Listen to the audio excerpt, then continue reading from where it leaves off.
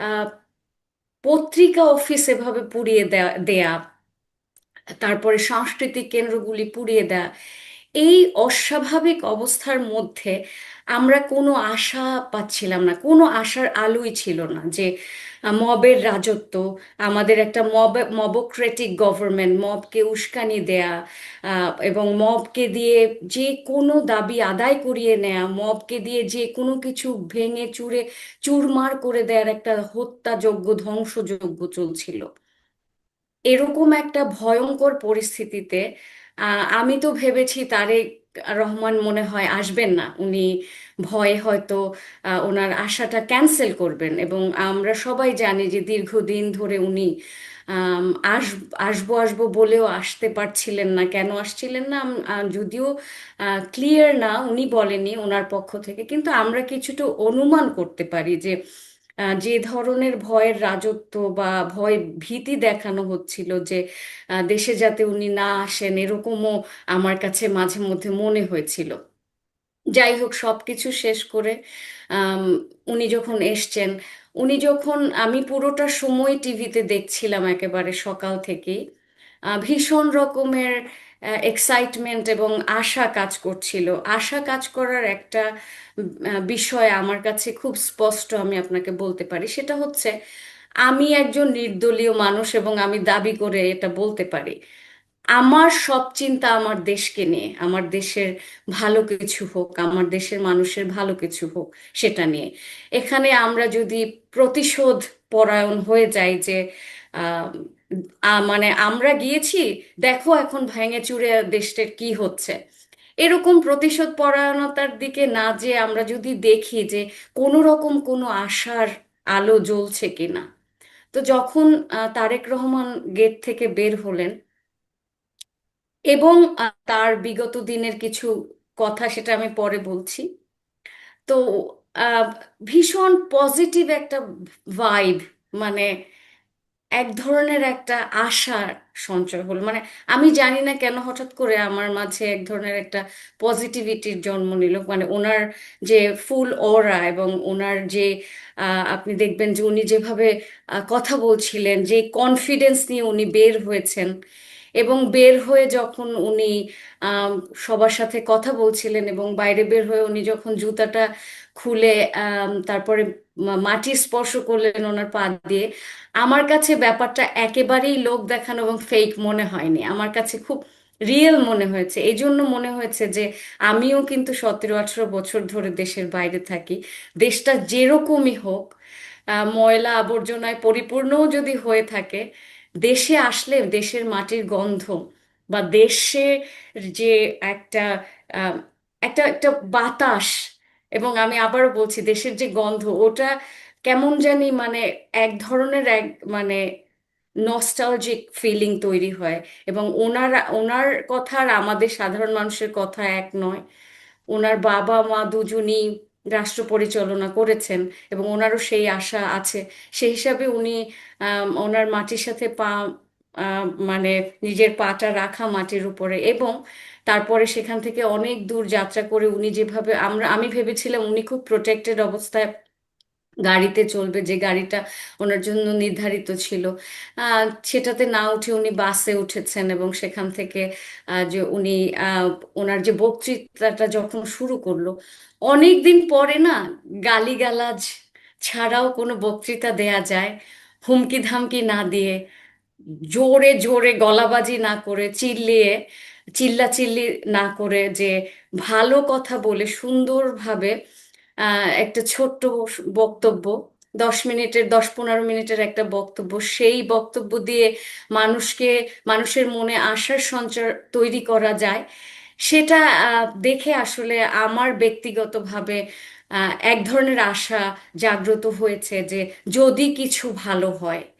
তো বিগত 1 বছর ধরে আমরা একটা নতুন ধরনের রাজনীতি দেখছিলাম, নতুন বন্দোবস্ত যেটাকে বলে। তো নতুন বন্দোবস্তটা মূলত আসলে কোথাও খুঁজে পাচ্ছিলাম না যে বন্দোবস্তটা কি।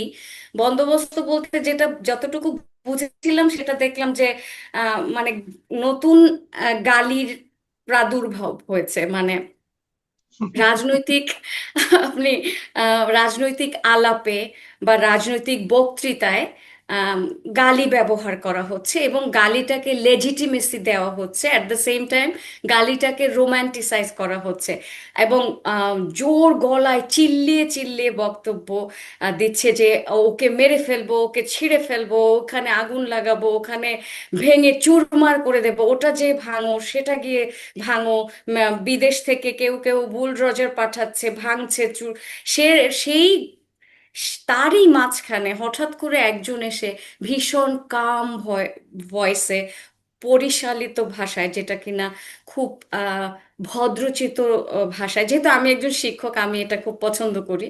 তো উম, উনি যে মানে বক্তব্যটা দিচ্ছিলেন, ওনার ওনার যে ভয়েসের যে কামনেস এবং উনি যেভাবে ভাষাকে ব্যবহার করেছেন, সব মিলিয়ে হঠাৎ করে মনে হচ্ছে না, গালিগালাজ করা ছাড়াও তো স্বপ্ন দেখানো যায়, এবং গালিগালাজ করা ছাড়াও হুমকি ধামকি দেয়া ছাড়াও তো আসলে রাজনীতি করা যায়। তো বা রাজনৈতিক বক্তব্য দেয়া যায়, বা আমার কাছে মনে হয় যে গালিগালাজ হুমকি ধামকি ছাড়াই রাজনীতি করতে হবে, এবং সেটা উনি জি, আসলে কালকে শিখিয়ে দিয়েছেন। এটা বুঝলাম যে উনি স্বপ্ন দেখিয়েছেন, আপনি এখন ওই স্বপ্নের ঘরের মধ্যে হয়তো বা আছেন। এটা ভালো, এটা খারাপ না। এটা নিয়ে আমার কোনো বক্তব্য নেই, কিন্তু আমার কথাটা হলো যে উনি যে কথাগুলি বলেছেন, যে একটা কথা উনি বলেছেন যে ওনার একটা পরিকল্পনা আছে, ওনার একটা প্ল্যান আছে। এই প্ল্যান সম্পর্কে অবশ্য উনি খুলে কিছু বলেননি, কিন্তু আমরা তো নিশ্চয়ই চাইবো উনি খুব দ্রুত এসে প্ল্যানটা আমাদেরকে ইনফর্ম করবেন। এবং কিন্তু উনি প্ল্যানটা বাস্তবায়ন কিভাবে করতে হবে এই সম্পর্কে একটা আমাদের কাছে ওনার কি প্রত্যাশা প্ল্যানটা বাস্তবায়ন নিয়ে, সেটা কিন্তু বলেছেন। উনি বলেছেন যে সকলে মিলে সকলের সহযোগিতা নিয়ে সেই প্ল্যানটা উনি বাস্তবায়ন করতে চান। এই যে সকলকে নিয়ে করার যে আকাঙ্ক্ষাটা, এটা কিন্তু আপনি যে কথা বলছিলেন যে নতুন বন্দোবস্ত, আমরা কিন্তু নতুন বন্দোবস্ত ছিল সকলকে নিয়ে নয়, আমার পছন্দের লোকদের নিয়ে আমি যা কিছু করব। তার বিপরীতে সকলকে নিয়ে করার যে আকাঙ্ক্ষাটা উনি প্রকাশ করেছেন। আপনার কি মনে হয়, এখানে আমার দুটো প্রশ্ন, এক নম্বর প্রশ্ন হলো বর্তমান বাস্তবতায় তার এই আকাঙ্ক্ষা আমাদের দেশে মানুষের কাছে প্রশংসিত অথবা গৃহীত হবে? আর দ্বিতীয় প্রশ্নটা হলো যে উনি কি আসলে সকলের সহযোগিতা নিয়ে সকলকে নিয়ে কাজটা করতে চান বলে আপনার কাছে মনে হয়? প্রশ্নটা এই মুহূর্তে খুবই ডিফিকাল্ট। ওনার কথা শুনে এই পর্যন্ত, আজকের পর্যন্ত আমাদের একটা আশা জাগ্রত হয়েছে। সেটা কেন জাগ্রত হয়েছে আমি একটুখানি বলছি। বর্তমানের যে পরিস্থিতি আপনি যেটা বলেছেন, সেখানে উনি সবাইকে নিয়ে আসলে ওনার যে প্ল্যানটা বাস্তবায়ন করতে পারবে কিনা, সেটা আসলে বর্তমান পরিস্থিতিতে এখনকার অবস্থায় ডিফিকাল্ট। সেখানে সবাই কোলাবোরেট করবে কিনা, দেশটা একেবারেই ভঙ্গুর অবস্থায় আছে। এখন মানে ডিপেন্ড করবে হচ্ছে নির্বাচনটা আসলে আমরা কেমন পাবো, মানে নির্বাচন মানে ইলেকশন ইঞ্জিনিয়ারিং যেটা আছে, এমন কিছু ঘটবে কিনা, নারীদের ভোট কোথায় যাবে, কারণ আপনি দেখছেন যে বেহেশতের টিকিট বিক্রি করা হচ্ছে। এখানে কিন্তু যারা আর কি অপোজিশনে আছে, বিএনপির এগেনস্টে যারা আছে, তাদেরকে মোটেই আন্ডারএস্টিমেট করার উপায় নেই। বিরাট একটা জনগোষ্ঠী তৈরি হয়েছে যাদের মব করে অভ্যাস হয়ে গেছে, তারা কথায় কথায় আন্দোলন করছে, কথায় কথায় মব করছে। সেখানে গণতান্ত্রিক ব্যবস্থায় কিন্তু যদি কোনোভাবে যদি ধরেও নেই যে বিএনপি আসে বা আসবে, ধরেও নেই যে তারেক রহমান যদি ভবিষ্যৎ প্রধানমন্ত্রী হয়ও কারেন্ট ফিউচারে, তারপরেও আম, এক ধরনের একটা অথরিটি কিন্তু তার থাকতে হবে। আমি কিন্তু অথরিটেরিয়ান গভর্নমেন্টের কথা বলছি না, যেহেতু আমি সবসময় বলি যে গণতন্ত্র বলতে কি বোঝায় আমরা যেহেতু বুঝি না। তো আপনি যখন কোনো অ্যাডমিনিস্ট্রেশন পরিচালনা করবেন, সেখানে কিন্তু আপনার সার্টেন ফর্ম অফ অথরিটি দরকার। আপনি ভাঙচুরকে আপনার অবশ্যই নিয়ন্ত্রণ করতে হবে, মবকে নিয়ন্ত্রণ করতে হবে। গত 1-1.5 বছর ধরে যে মব, বাঁধ ভাঙা, যাদের কোনো নিয়ন্ত্রণ নেই, যারা যা ইচ্ছে তাই করেছে, সেটা কিন্তু এক বছরে অভ্যাসে অভ্যাসে পরিণত হয়েছে। তারা এখন প্রতিবাদ মানেই ভাঙচুর, প্রতিবাদ মানেই অগ্নিসংযোগ, যে দেশের সম্পত্তিকে ধ্বংস করা, হ্যাঁ, বা আপনার পরমত, যেটা অপরাপর যে মত আছে সেগুলিকে আপনার নিষ্ক্রিয় করা, ধ্বংস করা। আপনি তাদের বিরুদ্ধে কিছুই বলতে পারবেন না। এখন ওইখান থেকে অথরিটিটাকে কতটুকু আহ, নতুন গভর্নমেন্ট তাদের উপরে আসলে ইমপ্লিমেন্ট করতে পারে, সেখান থেকে আবার আহ, এক মানে কয়েক মাসের মাথায় না বলে ফেলে যে আর এক ধরনের ডিকটেটোরিয়াল গভর্নমেন্ট হয়েছে। এখন বাংলাদেশে এমন একটা সময় এসছে যে যে কেউ যেমন এতদিন শুনেছেন ফ্যাসিজম, ফ্যাসিস্ট, এটা সেটা, এটা বলছে বলছে, বুঝুক আর না বুঝুক বলছে। এখন দেখা যায় যে খুব শক্তভাবে দেশের আইন শৃঙ্খলা নিয়ন্ত্রণ করা এখন সবচেয়ে বড় চ্যালেঞ্জ হয়ে দাঁড়াবে নতুন গভর্নমেন্টের উপরে। এখন এই জিনিসটা যখন করতে যাবে তখন কিন্তু তারা একটা বদনাম তাদের মানে সহ্য করতে হবে, বলবে যে এই যে আগের ফ্যাসিস্ট গভর্নমেন্টের মতো তারাও ফ্যাসিস্ট হয়ে উঠছে, এগুলি করবে। কিন্তু একটা জিনিস, আপনি যদি প্ল্যানটাকে বাস্তবায়ন করার একটা একেবারে কন্টেম্পোরারি আজকের সকালের উদাহরণটা দেখেন, তাহলে আমি অদ্ভুত সুন্দর একটা উদাহরণ বলতে পারি।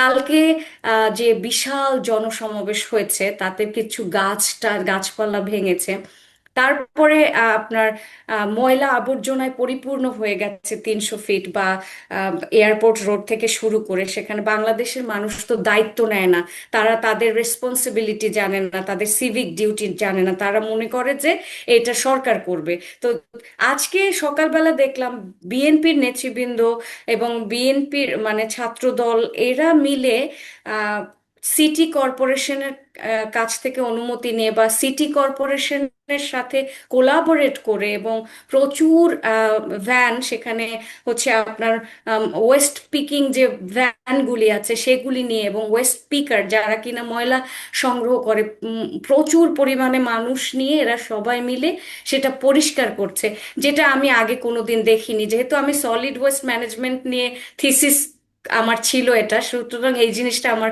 খুব চোখে পড়ে। এবং তারা বলেছেন যে গতকালকে যে পরিমাণ মেস হয়েছে এখানে, ময়লা আবর্জনা হয়েছে, আমরা সিটি কর্পোরেশনের সাহায্য নিয়ে কালকে রাতেই কিন্তু ওনারা নাকি এই বিষয়ে সিদ্ধান্ত নিয়ে ফেলেছেন যে আমরা কালকে পরিষ্কার করব। এবং আজকে তারা একদম সকাল থেকে পরিষ্কার করা শুরু করেছে, এবং তারা এটাও বলেছে যে যে জায়গায় গাছ ভেঙেছে সেই সেই জায়গায় আমরা অনুমতি নিয়ে আবার গাছ রোপণ করে দিব। তো যে যে তারা তাদের, যেহেতু এটা তাদের জনসভা ছিল, তাদের দ্বারা যেটুকু ক্ষতি হয়েছে সেগুলি তারা সুন্দর করে পূরণ করে দেওয়ার চেষ্টা করছে। এটা আমার কাছে প্ল্যানের এক্সিকিউশনের একটা না না, এটা তো এটা ফার্স্ট আসলে স্টেপ কিন্তু হচ্ছে। আমাদের দেশের জন্য একটা একটা নতুন উদাহরণ আমার মনে হয়, যেটা এখান থেকে আমরা কিন্তু শিক্ষা নিতে পারি। জনসভা তো এটাই শেষ জনসভা নয়, এরপরেও তো এই ধরনের জনসভা হতে থাকবে। বিভিন্ন রাজনৈতিক দলও করবে, বিএনপিও করবে।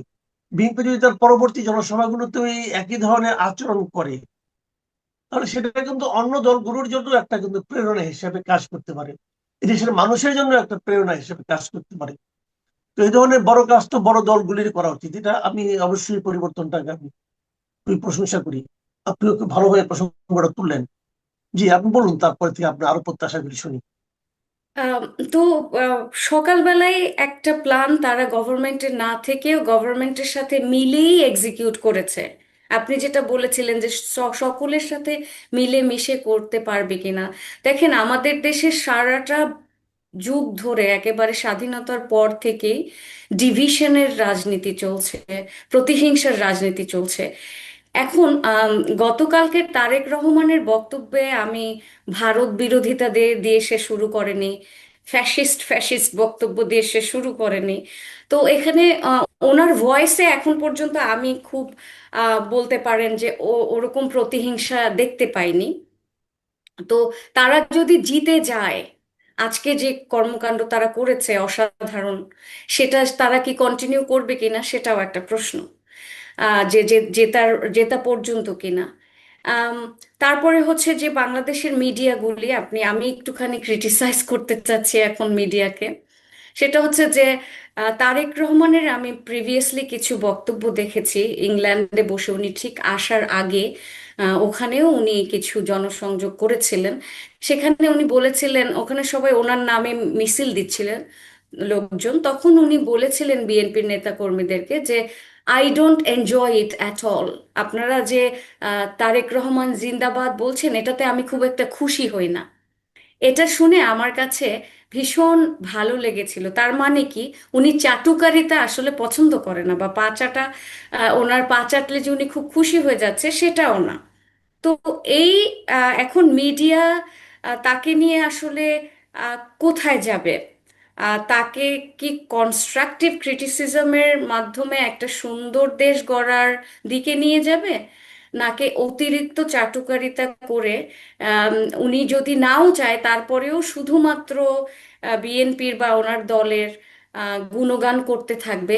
এরকম যদি হয় তাহলে কিন্তু অ্যাকাউন্টেবিলিটি থাকবে না। তাহলে এতটা প্রশ্রয় কিন্তু কারো জন্য সুখকর হয় না। প্রত্যেকটা মানুষের অ্যাকাউন্টেবিলিটির প্রয়োজন আছে, হ্যাঁ। তো এখানে মিডিয়ার একটা বড় ভূমিকা আছে, সুশীল সমাজের একটা বড় ভূমিকা আছে, যারা কিনা মেইন স্ট্রিম টেলিভিশনে যে সমস্ত মানুষগুলি টক শো করে, তাদেরও একটা কনস্ট্রাকটিভ ক্রিটিসিজম বা সবাই মিলে কি করে দেশকে গড়া যায় সেদিকে যেতে হবে। এক্ষেত্রে বিগত আম, এক এক বছর বা 1.5 বছরে আমরা প্রতিহিংসার রাজনীতি দেখেছি। নতুন বন্দোবস্তের যে ছোট ছোট ছেলে মেয়ে, তাদের মুখে প্রতিহিংসা ছাড়া আমি কোনো বক্তব্য দেখিনি। হিংস্রতা, আম, মনে হয় যে এখনই খেয়ে ফেলবে ছিঁড়ে। তাদের বডি ল্যাঙ্গুয়েজ দেখবেন যে যে এনসিপির ছেলেপেলে আছে, জামাতের ছেলেপেলে আছে, আহ, ছিঁড়ে কেটে ফেলে দিবে। যেমন ধরেন, আপনি দেখেছেন নিশ্চয়ই রাজশাহী বিশ্ববিদ্যালয়ের একটা ঘটনা। রাজশাহী বিশ্ববিদ্যালয়ের যে এজিএস বা যারা আম, নির্বাচিত হয়েছেন, সে আম, রাজশাহী বিশ্ববিদ্যালয়ের যে আওয়ামীপন্থী যারা আছে, যে বা ছিল, তাদেরকে সে শত্রু মনে করছে, এবং সে নিজে একটা রেজিগনেশন লেটার লিখে এনেছেন এবং এত বিশ্রী ভাষায় বলছেন যে এটাকে আপনার কষ্ট করে লিখতে হবে না, আমি লিখে এনেছি, আপনি সই করে দেবেন। এবং সে কিভাবে তার শিক্ষকদের সাথে গলাবাজি করছিল, গালিগালাজ করছিল, এবং এত নোংরা ভাষায় এই সমস্ত ছেলেপেলে কথা বলছে, এরা নাকি ইসলামী পন্থার রাজনীতি করে। আমি ছোটবেলা থেকে, আমারও জন্ম একটা মুসলিম ফ্যামিলিতে, কোনোদিন কিন্তু আমি দেখিনি যে আমার ফ্যামিলির কেউ বলছে যে তোমার ইসলাম কায়েম করতে বা শরিয়া কায়েম করতে তোমার গালিগালাজ করতে হবে। কোত্থেকে শিখেছে এরা এই সমস্ত বিষয়? আপনি দেখবেন যে বরঞ্চ তারা, এই ছেলেগুলি কিন্তু ইসলামকে ভীষণভাবে কলুষিত করছে, ইসলামকে এক ধরনের বদনাম করছে। হ্যাঁ, ধর্মকে বদনাম করছে, ধর্ম দিয়ে ব্যবসা করছে এরা, এবং ধর্মকে দিয়ে এরা হচ্ছে এদের ক্ষমতার চর্চা করছে।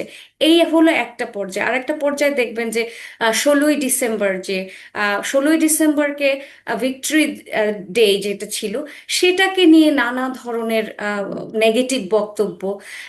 তার আগে বুদ্ধিজীবী দিবস নিয়ে নানান ধরনের নেগেটিভ বক্তব্য, যে বুদ্ধিজীবী নাকি বুদ্ধিজীবীদের নাকি ভারত হত্যা করেছে। এগুলি জন্মের পর থেকে কখনো শুনিনি। তারপরে আবার ভিক্টরি ডে তারা মানেই না, তাদের অন্য অন্য ডে লাগবে। তারা বাংলাদেশের স্বাধীনতাকে এবং তারা মুক্তিযুদ্ধকে নোংরা ভাবে এখানে আহ নোংরা নোংরা মন্তব্য করছে। মানে তারা বাংলাদেশের জন্মই মানে না। তারা একেবারে ওপেনলি বলছে, কত বড় সাহস একটা স্বাধীন রাষ্ট্রে থেকে ওপেনলি তারা বলছে যে মুক্তিযুদ্ধ ছিল হচ্ছে ভারতের ষড়যন্ত্র, আমাদেরকে মানে পাকিস্তানি ভাইদের থেকে আমাদের আলাদা করা হয়েছে। এবং এরই মধ্যে আপনি দেখবেন যে পাকিস্তানি বিভিন্ন সংগঠন এবং পাকিস্তানি মিডিয়া কিন্তু খুব অ্যাক্টিভলি এখানে পার্টিসিপেট করছে। আপনি দেখেছেন কিনা যে এখানে কিন্তু পাকিস্তানের একটা বড় ধরনের ষড়যন্ত্র এখানে আমি দেখতে পাচ্ছি। আমি প্রচুর পেজ দেখতে পাচ্ছি যেখানে তারা এই যে এই বক্তব্যগুলি শেয়ার করছেন, এবং তারা তা বলছে যে তারা যুদ্ধ হলে ইন্ডিয়ার সাথে তারা সকল রকমের আহ, সহযোগিতা দিবে, যেখানে নিজেরা তিনটা যুদ্ধে লিপ্ত, নিজেদের দেশের কোনো ক্রাইসিস তারা কিন্তু সলভ করতে পারছে না। বাংলাদেশের থেকে তাদের ইকোনমিক অবস্থা খারাপ, তাদের যে কারেন্সি ভ্যালু সেটা খারাপ, মানে নিজেরা খেতে পারে না, তারা এসে অন্য দেশ উদ্ধার করবে। ওনাদের দেশের যে পলিটিক্যাল কেওস, তার থেকে মনে হয় বাংলাদেশ ভালো। তো বিগত যে 1 বছরে আপনি দেখবেন পাকিস্তানের পলিটিক্যাল কেওসের মতোই বাংলাদেশের কেওসটা হয়েছে। ভাই ভাই সমানভাবে দেশকে আর কি একেবারে ধ্বংসের দিকে নিয়ে যাচ্ছে। তো এইরকম একটা পরিস্থিতিতে তারেক জিয়া যখন এসে স্বাধীনতার কথা বলে তার বক্তব্য শুরু করেছেন, আজকে উনি স্মৃতিসৌধে যাবে, তখন আসলে আশা আশা জাগ্রত হবেই। এটা ঠিক আছে, আমার। আপনার আশা ভালো, আমিও আশা করছি। কিন্তু তারপরে আমি তো মনে করি তারেক রহমানের সামনে একটা চ্যালেঞ্জও কিন্তু আছে, অনেক অনেকগুলো চ্যালেঞ্জই আছে, সেগুলো আমরা হয়তো পরবর্তীতে আলোচনা করব। আমি সবশেষ মানে খুব ছোট করে আপনার কাছে জানতে চাচ্ছি, আপনি দেখেন এই 300 ফিটের এই জায়গাটাতে তারেক রহমান এসেছেন, মানে আপনার ওনার আসার প্রায় 16-17 ঘন্টা আগে থেকে শীতের রাতে অনেক মানুষ কিন্তু এখানে এসে অবস্থান নিয়েছে, এবং তারা এই প্রতিকূল পরিবেশের মধ্যেও তারা কিন্তু এখানে উপস্থিত হয়েছে। এবং ওনারা জানতো যে আমি যখন হাজির হয়েছি তারও প্রায় মানে 14-15 ঘন্টা পরে উনি আসবেন, তারপরেও তারা হাজির হয়েছে। কেন? এখানে নিশ্চয়ই তাদের কেউ টাকা দিয়ে আনেনি, অথবা তাদেরকে ভয় দেখায় কেউ আনেনি। তারা নিজস্ব অন্তর্গত যে আকর্ষণ, যে ভালোবাসা, সেখান থেকে এসেছে। তো এই যে বিপুল ভালোবাসা মানুষের, এই যে ওনাকে ঘিরে বিপুল মানুষের প্রত্যাশা, আপনার কি মনে হয় এই প্রত্যাশার ভারটা উনি অনুভব করতে পারবেন? উনি দীর্ঘদিন ধরে একটা আহ, গণতান্ত্রিক ব্যবস্থার মাঝখানে ছিলেন। 17 বছর উনি ইংল্যান্ডে কাটিয়েছেন। আমি নিজেও ইংল্যান্ডে থেকেছি। আমি ইংল্যান্ডের এডুকেশন সিস্টেম, পলিটিক্যাল সিস্টেম কিছুটা হলেও বুঝি। তো ওনার যে একটা শিক্ষানবিশ পিরিয়ড হয়েছে, উনি নিশ্চয়ই সেখানে নিশ্চুপ ছিলেন না। উনি পড়েছেন, উনি দেখেছেন, উনি ওখানে প্রচুর মানুষের সাথে আহ, যোগাযোগ করেছেন। ওখান থেকে রাষ্ট্র কিভাবে খুব পিসফুলি পরিচালনা করতে হয় আপনি দেখেছেন। উনি পিস শব্দটাকে সেভারাল টাইম ইউজ করেছেন, কারণ উনি বুঝেই গেছেন যে বাংলাদেশ সে শান্তি নাই, আমাদের শান্তি প্রয়োজন। তো এই জিনিসটা যেহেতু উনি ওনার একটা প্র্যাকটিক্যাল শিক্ষা হয়েছে একটা আম, মানে বলতে পারেন একটা পিসফুল কান্ট্রি থেকে, একটা গণতান্ত্রিক কান্ট্রি থেকে, সেই জিনিসটাকে যদি উনি কিছুটা হলেও এক্সিকিউট করতে পারেন সবাইকে নিয়ে। এখন দেখেন ওনার সবচেয়ে বড় চ্যালেঞ্জ হচ্ছে উনি হয়তো ইংল্যান্ড থেকে একটা নতুন কি বলবো লার্নিং বা লেসন হয়তো পেয়ে এসছেন। ওনার কথায়, ওনার ম্যাচুরিটি, ওনার শব্দচয়ন সব কিছুতেই আমি ওই জিনিসের ছায়া দেখতে পাই। যেহেতু আমি নিজে ইংল্যান্ডে পড়াশোনা করেছি, আমি জানি কিভাবে ইংল্যান্ড ওয়ার্ক করে। খুব ওদের ভাষা ভীষণ সুন্দর। আপনি যে জানেন যে ব্রিটিশরা থ্যাংক ইউ সরি ছাড়া কোনো কথা বলে না। আপনাকে কাটিয়ে যেতে হলেও ওরা বলবে সরি, মে আই গো। তো সুইট হার্ট, লাভ, এগুলি ছাড়া ওদের ওরা ওরা কাউকে গালি দিলেও ইউর নট রাইট লাভ, মানে এরকম বলবে যে ওই সেখানেও তারা খুব ভালোবাসা শব্দটাকে ব্যবহার করবে। তো ওই ব্যাপারটা যদি ওনার মধ্যে পুরোপুরি আসে, তাহলে উনি সেটা করতে চেষ্টা করবে আমি আশা করি। কিন্তু কথা হচ্ছে এখানে যে উনি তো একা দেশ পরিচালনা করতে পারবে না, বা ওনার একার মতে তো আর সবকিছু চলবে না।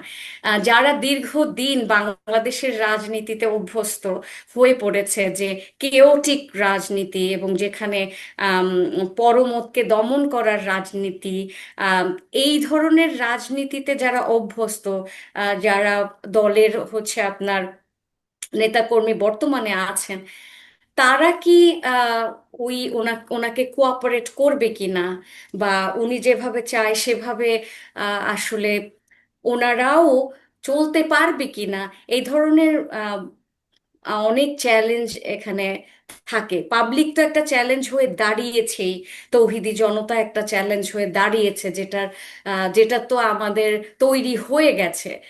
এমন না যে এটা মানে তৈরি হয়নি, একেবারেই বাস্তবে আমরা সবাই দেখতে পাচ্ছি। সেখান থেকে এই যে পাবলিক একটা ফোর্স তৈরি হয়েছে, এই যে একটা আপনার মব, যেটাকে আমরা বলি, যে ধরনের মব তৈরি হচ্ছে, সহিংসতা তৈরি হয়েছে, হ্যাঁ, প্ল্যান করে আক্রমণ করছে, যেটা মবও বলা যায় না, যে প্ল্যান করে যে মানে সবাই মিলে যে একটা জায়গাকে আগুন দিয়ে দেওয়া, এগুলি হচ্ছে। এরই মাঝখানে ওনার যারা আহ, আছেন আশেপাশে, তারা কি কতখানি ওনার ওনাকে কোঅপারেট করবে বা চাইবে যে দেশটা ঠিক হোক?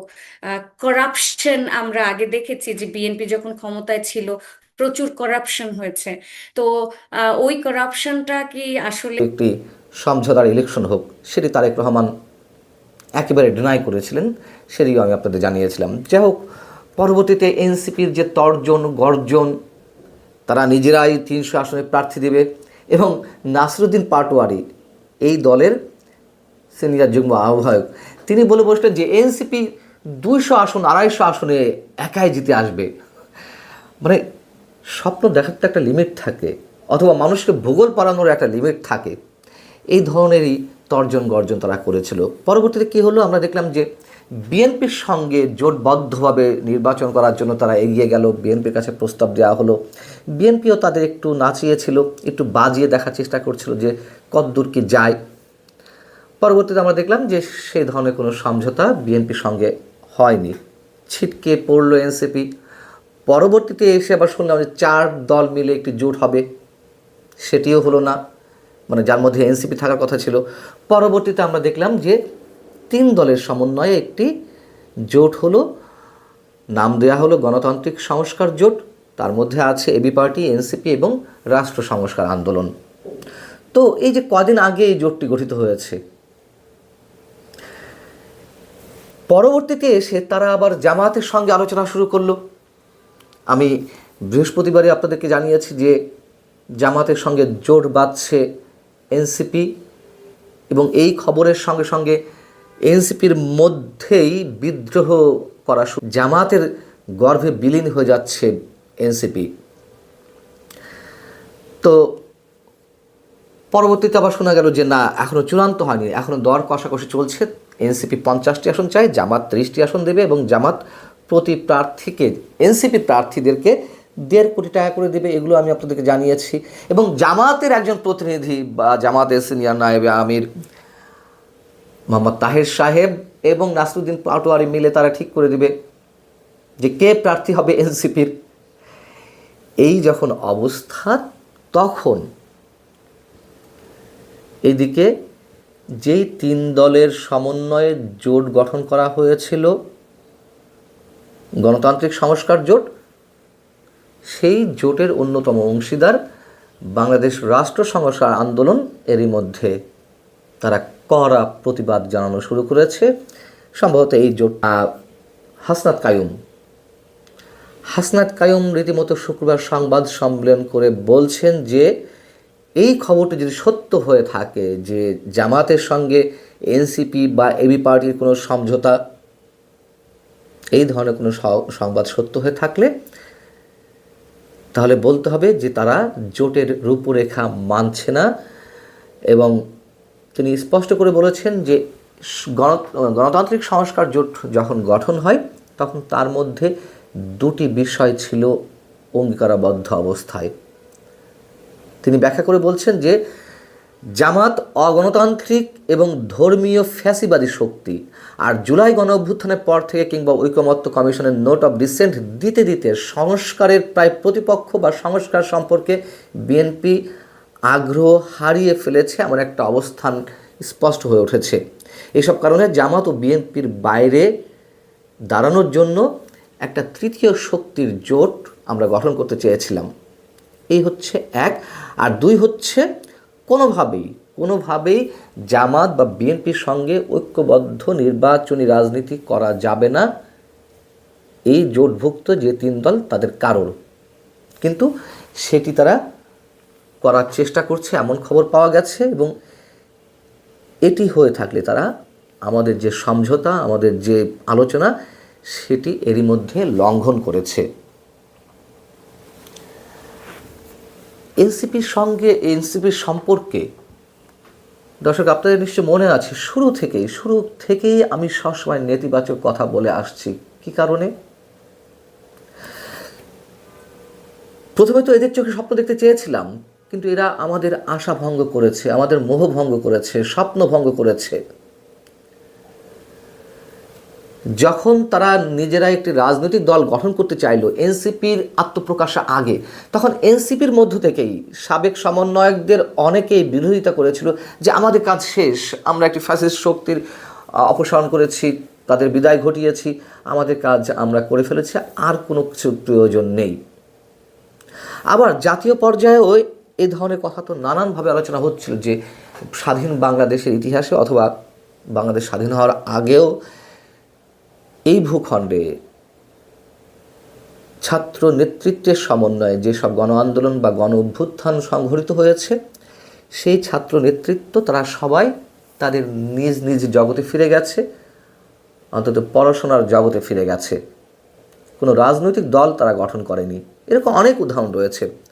কিন্তু এনসিপি কেন রাজনৈতিক দল গঠন করতে আসছে, কি উদ্দেশ্য তাদের, এবং সেই জায়গা থেকে একটা লোভ, ভয়ঙ্কর একটি লোভ এবং উচ্চাভিলাষী দৃষ্টিভঙ্গির কথা সবাই প্রকাশ্যে বলতে লাগলো। এবং তারপরে তো এনসিপি গঠনের পর থেকেই নানান ধরনের অভিযোগ তাদের বিরুদ্ধে উঠতে থাকলো, নারী কেলেঙ্কারি, চাঁদাবাজি, দখলবাজি, নানান ধরনের, এবং মব ক্রিয়েট করার একটা প্রকাশ্য রূপ তো আমাদের সামনে প্রস্ফুটিত হলোই। সেই এনসিপি সম্পর্কে আমি আমার যতটুকু মানে ক্ষুদ্র জ্ঞান, সেই জায়গা থেকে সবসময় সমালোচনা করে আসছিলাম যে এরা আসলে কী করতে চাইছে। এবং তার পরবর্তীতে এসে আমরা দেখলাম যে সরকারের মধ্যে তাদের যেই শক্তিশালী একটা অবস্থান, সেটি স্পষ্ট করার মধ্য দিয়ে তারা যা ইচ্ছে তাই করার চেষ্টা করছিল।